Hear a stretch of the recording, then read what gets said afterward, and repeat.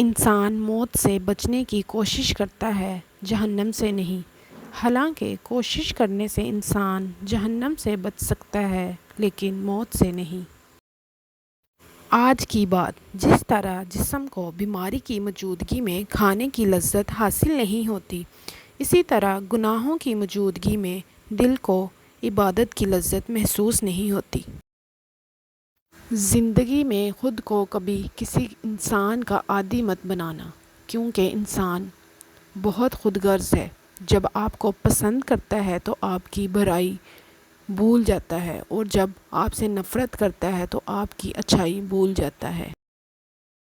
کسی کے گھر جاؤ تو اپنی آنکھوں پر قابو رکھو، اور جب اس کے گھر سے نکلو تو زبان پر قابو رکھو، تاکہ وہاں کے عزت اور راز دونوں محفوظ رہیں۔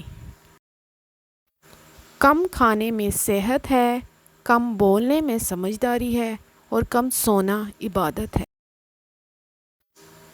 اور تم پر جو مصیبت آتی ہے تو وہ تمہاری ہی ہاتھوں کے کیے ہوئے کاموں سے آتی ہے، اور وہ بہت سے گناہ معاف کر دیتا ہے۔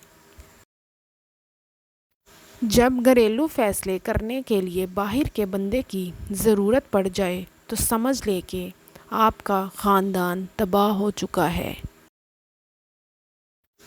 لباس انسان کے جسم کو ڈھانپ لیتا ہے، لیکن گفتگو ایک پل میں انسان کی اوقات دکھا دیتی ہے۔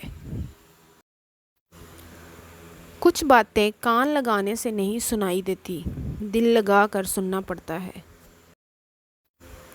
دنیا داروں پر اپنے دکھ مت ظاہر کرو، کہ یہ وہاں چوٹ ضرور لگاتے ہیں جہاں پہلے سے زخم ہوتا ہے۔